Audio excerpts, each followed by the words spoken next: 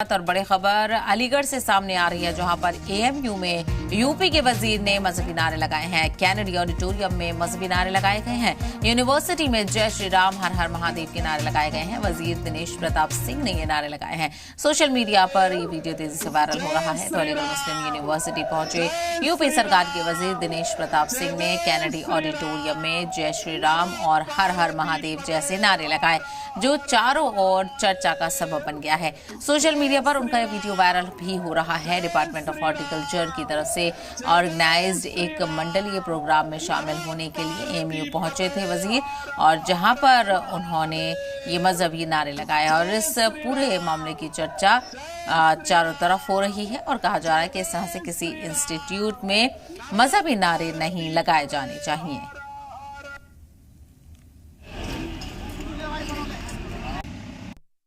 जय श्री राम, जय श्री राम, जय जय श्री राम।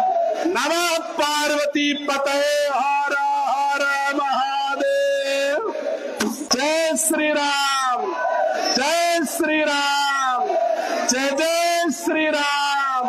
नमः पार्वती पते हर हर महादेव। जय श्री राम, जय श्री राम, जय जय श्री राम।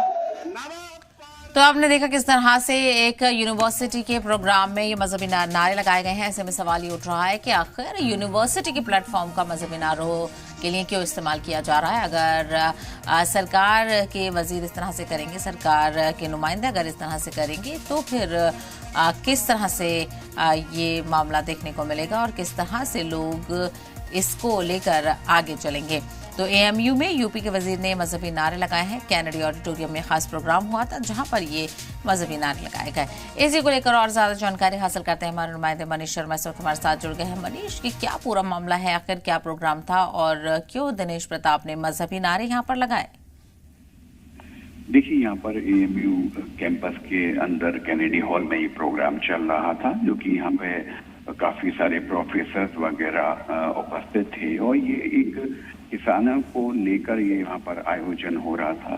वहाँ पर जब ये मंत्री स्वतंत्र प्रभाव दिनेश प्रताप सिंह वहाँ पर पहुंचे, तो फिर उन्होंने वहाँ पर जय श्री राम और हर हर महादेव के जय घोष किया।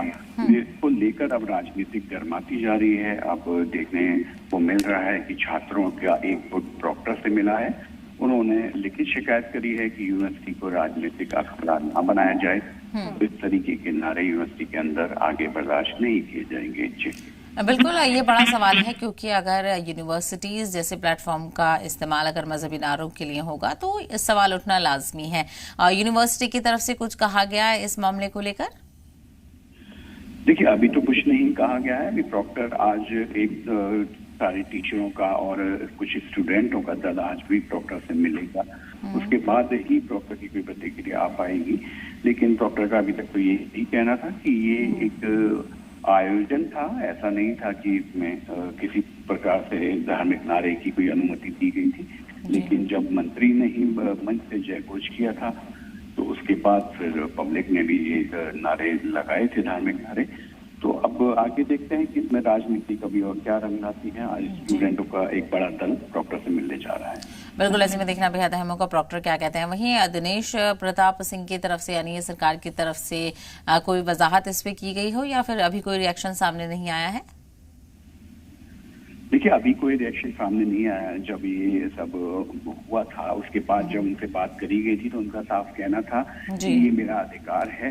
मैंने इसलिए जय घोष किया था, ये धार्मिक नारे लगाए थे। मेरे को ये धार्मिक नारे लगाने से कोई नहीं रोक सकता। तो उन्होंने अपने अधिकार का हवाला देते हुए अपनी बात को प्रेम लगाया। जी बिल्कुल, ऐसे में देखना बेहद अहम होगा आगे इस मामले को लेकर किस तरह से रद्द अमल सामने आते हैं। मनीष, बहुत शुक्रिया आपका तमाम जानकारी देने के लिए।